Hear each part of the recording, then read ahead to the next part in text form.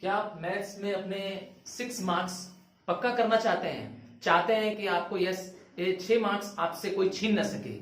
सो आइए जानते हैं क्लास 10th आईसीएससी का चैप्टर बैंकिंग। यस, 6 मार्क्स है इस चैप्टर पे। 3 मार्क्स का कंपलसरी क्वेश्चन है और पार्ट बी में भी 3 मार्क्स का ऑप्शनल क्वेश्चन आएगा। इसका मतलब आप चाहें तो yes, with in 10 minutes, yes I promise you, with in 10 minutes आप अपने 6 मार्क्स को पक्का कर सकते हैं। ये one of the easiest chapter है यस आईसीएससी क्लास 10th के लिए। So here we go, banking. तो सबसे पहले इसका कंसेप्ट समझते हैं कि बैंक क्या करती है। तो बैंक आपके और हमारे पैसे को, यस हमारे डिपॉजिट्स को रख लेती है और बदले में क्या करती है, हमें इंटरेस्ट देती है। तो जो नॉर्मल डिपॉजिट्स हम और आप करते हैं वो सेविंग अकाउंट होता है। हाँ, सेविंग अकाउंट होता है। बट आज हम जिसके बारे में बात करने जा रहे हैं वो है रिकरिंग डिपॉजिट। क्या कहा? रिकरिंग। यस, रिकरिंग मतलब जो डिपॉजिट्स बार बार होते हैं और हर मंथ होते हैं।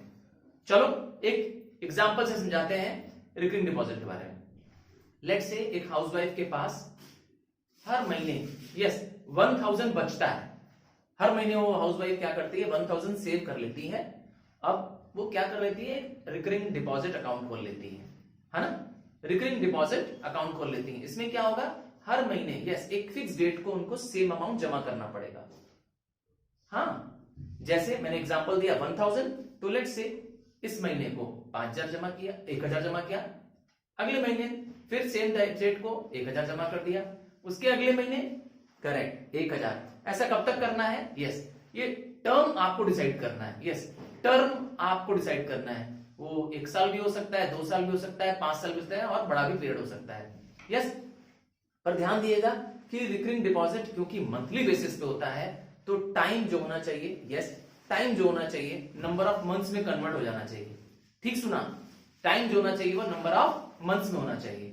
आओ एक एग्जांपल से समझते हैं। सबसे पहले इसका फॉर्मूला और फिर इसका कंसेप्ट समझते हैं। तो रिकरिंग डिपॉजिट क्या होता है? रिकरिंग डिपॉजिट मैंने कहा वो अमाउंट है जो क्या करता है व्यक्ति बार बार यस अगेन एंड अगेन जमा करता है बैंक में। ठीक है, मैंने शॉर्ट फॉर्म लिख दिया RD, recurring deposit. Let's say मेरे एग्जांपल में रिकरिंग डिपॉजिट अमाउंट है 1000 रुपी। ठीक है, और टाइम यस 1 ईयर 3 मंथ ये गिवन है। और रेट ऑफ इंटरेस्ट है 10% पर एनम। क्या फाइंड करना है हमें निकालना है इसमें मैच्योरिटी वैल्यू। ये क्या होता है? मैच्योरिटी वैल्यू क्या होती है? जो वैल्यू इस टाइम पीरियड के यस इस समय के पूरा हो जाने पे जो पैसा मिलेगा ब्याज सहित, उसे कहते हैं मैच्योरिटी वैल्यू। तो हमारे केस में मैंने कहा टाइम जो है पहले मंथ में कन्वर्ट करना जरूरी है। क्यों मंथ में कन्वर्ट करेंगे टाइम को? क्योंकि डिपॉजिट आप मंथली बेसिस पे कर रहे हैं, है ना। हर मंथ सेम डिपॉजिट कर रहे हैं। रिकरिंग का मतलब ही है रिपीटिंग।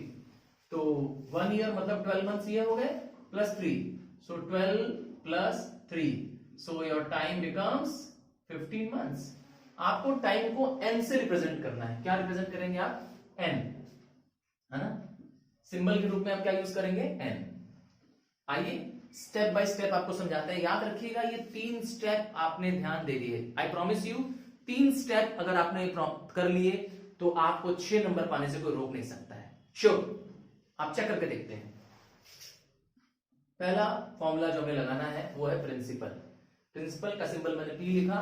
प्रिंसिपल का फॉर्मूला है RD, that is recurring deposit, into N that is number of months, into N plus 1 whole upon 2। याद रखिएगा जो ये अमाउंट है जो इसमें आएगा, आप उसको फ्रैक्शन में अगर छोड़ दें तो भी कोई दिक्कत नहीं है। आपको सॉल्व करने की बहुत ज्यादा जरूरत नहीं है। आप इसको फ्रैक्शन में या अनसॉल्व भी छोड़ सकते हैं। ये आपका क्या मिल गया? प्रिंसिपल मिल गया। प्रिंसिपल के बाद आपको क्या निकालना होता है? इंटरेस्ट। इंटरेस्ट का फॉर्मूला तो आपका कहेंगे सर हमें मालूम है ना, क्योंकि बैंक आपको सिंपल इंटरेस्ट के रूप में क्या कर रही है, ब्याज दे रही है। तो इंटरेस्ट का फॉर्मूला है principal into rate into time upon 100। अब कोई नई बात तो सर आपने बताई नहीं इसमें। हाँ, नई बात आप सुन लीजिए। आपको क्या करना है, प्रिंसिपल के बदले, करेक्ट, प्रिंसिपल के बदले ये लिख देना है। क्या लिखेंगे आप प्रिंसिपल के बदले? जो आपकी वैल्यू आई थी R D into N plus 1, yes, N मैंने बताया था आपको कि टाइम मंथ्स में होना चाहिए, तो अपॉन 2, ये हो गया आपका करेक्ट, ये हो गया आपका प्रिंसिपल। रेट आपको गिवन होगा, तो जो रेट गिवन होगा आप रेट लिख देंगे, और आगे क्या लिखेंगे? टाइम के बदले क्या लिखेंगे? जरा ध्यान से देखिए, जब टाइम फिल करना होगा इंटरेस्ट में तो आप क्या एन नहीं पुट करेंगे बल्कि 1/12। ये सर 1/12 क्यों फिल करेंगे सर, 2/12 क्यों नहीं? क्योंकि आपने क्या किया, हर मंथ को, यस, जितने मंथ थे आप, यस, जितने मंथ आपने डिपॉजिट किया आपने उसको ऑलरेडी मल्टीप्लाई कर रखा है, तो उसको एनुअल में कन्वर्ट करने के लिए क्या, हाँ, सालाना कन्वर्ट करने के लिए 1/12 से मल्टीप्लाई करते हैं। क्योंकि जो रेट है ना वो महीने का रेट नहीं है, देखा रेट क्या क्या लिखा है, 10 पर मंथ नहीं लिखा है, 10 पर एनम लिखा है। तो इसको जो कि क्या है पूरे साल का रेट है, इसको कन्वर्ट करने के लिए पूरे साल में 1/12 से मल्टीप्लाई करते हैं। Got it? तो इसीलिए क्या करेंगे आप, यस, आप लगाएंगे। अब इंटरेस्ट का फॉर्मूला देखा आपने, क्या हो गया, है ना अलग फॉर्मूला। तो प्रिंसिपल के बदले मैंने क्या लिखाया, R D into N plus 1/2। Rate तो रेट है ही, रेट परसेंट मतलब रेट अपॉन 100 होना ही है, पर टाइम के बदले ध्यान दीजिएगा, टाइम के बदले ध्यान दीजिएगा, हमेशा क्या लगाएंगे, 1/12। क्या लगाएंगे, 1/12। और आखिरी फॉर्मूला याद रखिएगा, ये तीनों फॉर्मूले आपको सीक्वेंस में करने हैं। आप पहले इंटरेस्ट नहीं निकाल सकते, आप पहले प्रिंसिपल ही निकालेंगे, याद रखना इस बात को, हमेशा पहले प्रिंसिपल फिर इंटरेस्ट फिर मैच्योरिटी वैल्यू, ठीक है। अब मैच्योरिटी वैल्यू, क्या फॉर्मूला मैच्योरिटी वैल्यू का, यस, मैच्योरिटी वैल्यू का फॉर्मूला है recurring deposit into number of months.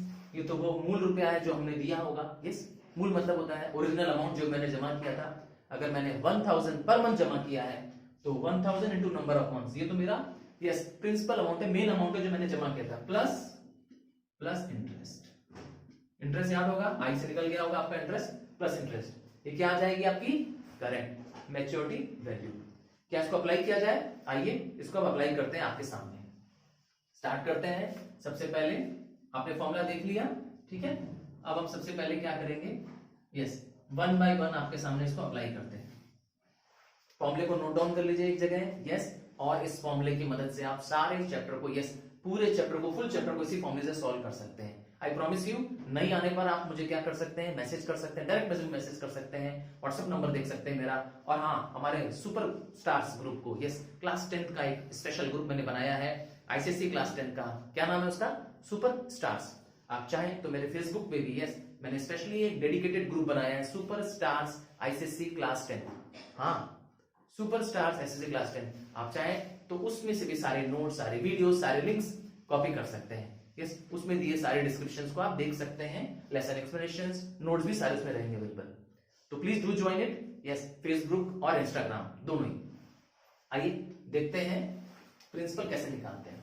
तो प्रिंसिपल के लिए हमने लगाया आरडी, जो कि मेरा 1000 है मेरे केस में, ये रहा, आपने देखा आरडी 1000 है, एन हमने निकाल दिया। याद रखिएगा टाइम इसमें मंथ में होना कंपलसरी है, अगर मंथ में नहीं है तो आप क्या करेंगे, मंथ में कन्वर्ट करेंगे, भूलना नहीं है, ठीक है।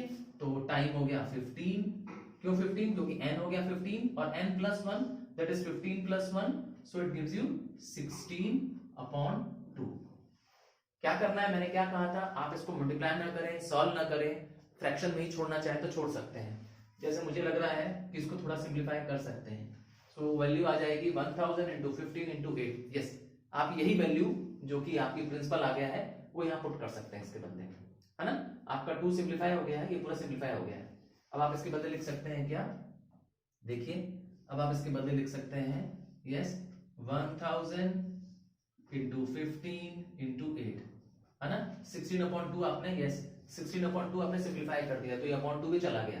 रेट कितना दिया हमारे केस में, यस, हमारे केस में रेट दिया हुआ है 10%, तो रेट के लिए 10%, परसेंट के लिए अपॉन 100, है ना, परसेंट के लिए अपॉन 100। और टाइम तो मैंने हमेशा बताया है कि फिक्स है इसका, क्या रखेंगे टाइम में, यस, जो फॉर्मूला लगाएंगे इंटरेस्ट में, यस, जब इंटरेस्ट का फॉर्मूला लगाएंगे तो टाइम में 1/12 लगाएंगे। 1/12 क्यों, क्योंकि इसको मंथली को एनुअल में कन्वर्ट करना है ना, क्योंकि ये एनुअल इंटरेस्ट है, इसीलिए 1/12।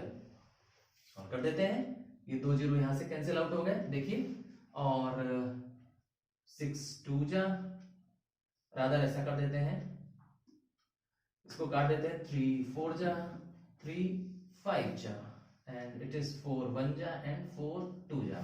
सो आपके पास क्या बचता है 100 इंटू 5 इंटू 2, तो 100 into 10, so this gives you 1000। 1000 क्या आ गया आपका करेक्ट, आपका आ गया इंटरेस्ट। तो आपके पास इंटरेस्ट भी मिल गया।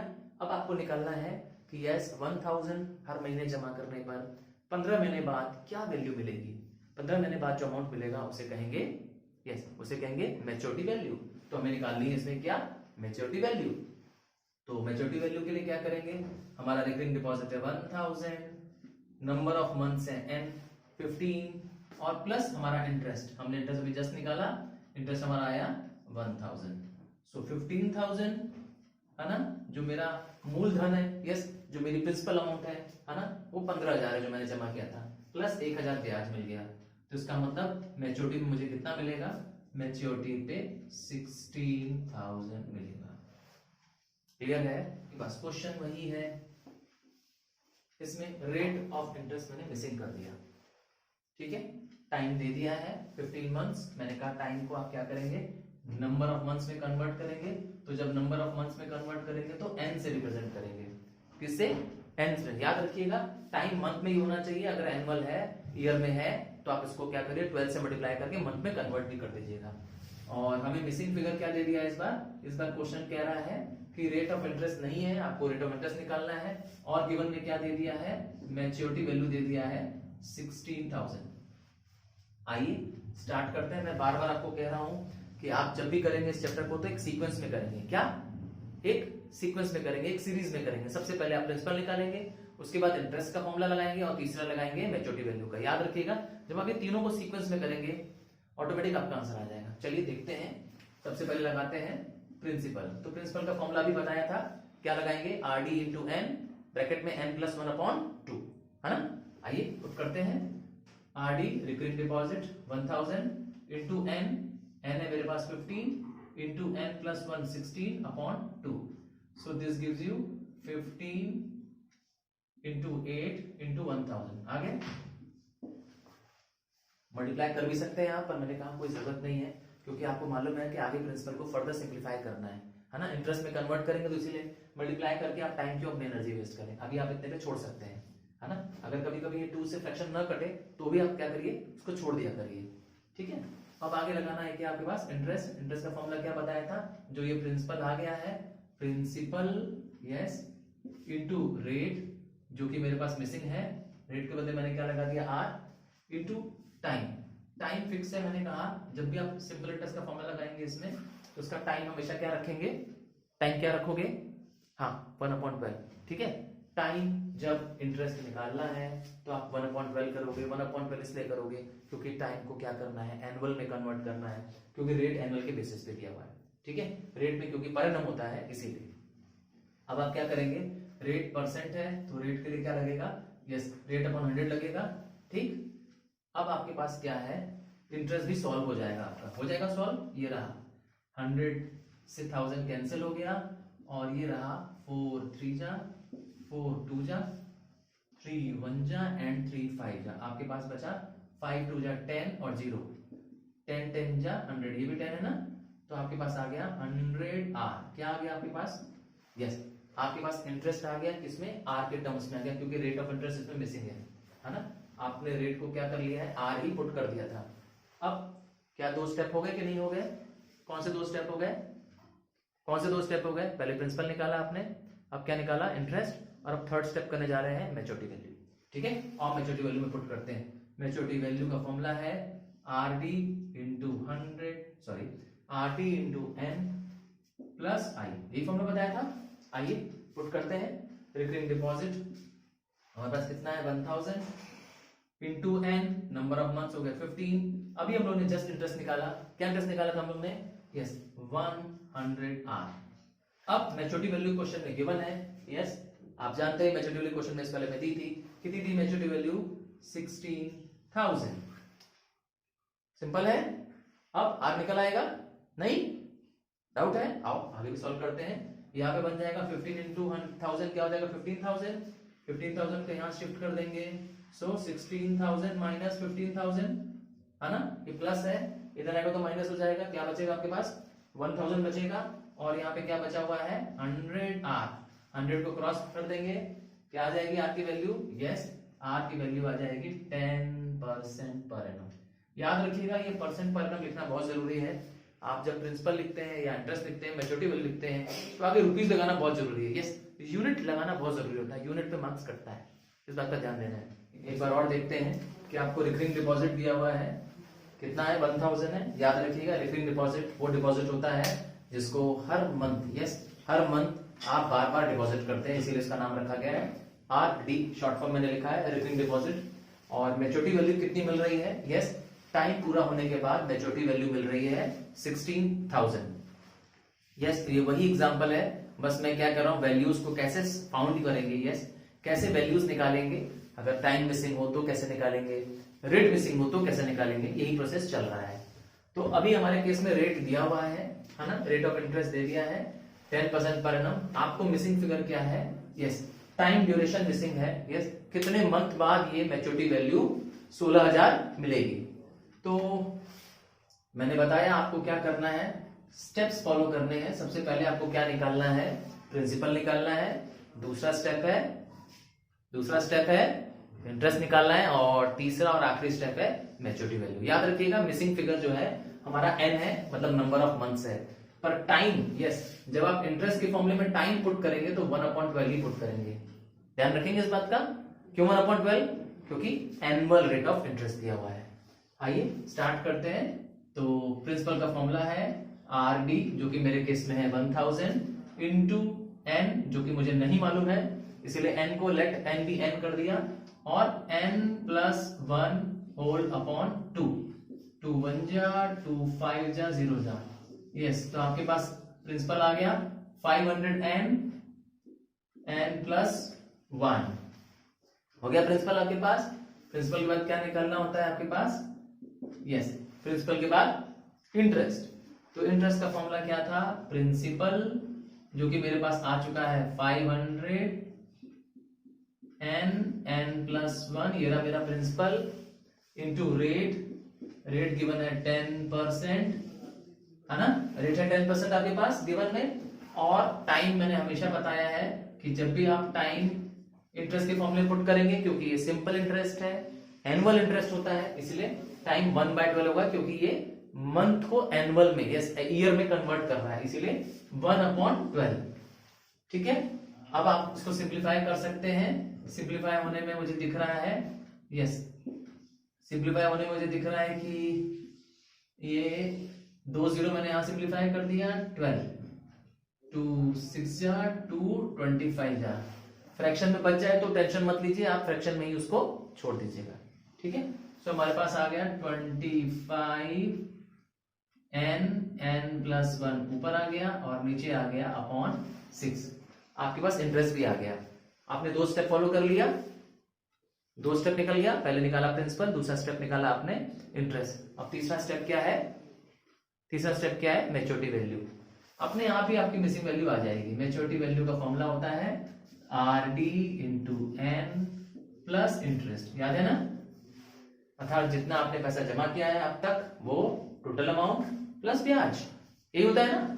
तो मैच्योरिटी वैल्यू हमारे पास गिवन है 16,000, RD आपके पास है 1000 इंटू n, और अभी आपने इंटरेस्ट निकाला 25, ये रहा interest n square plus 25n whole upon 6, मैंने मल्टीप्लाई कर दिया 25 को n से, 25n को n से, और फिर 25n को 1 से।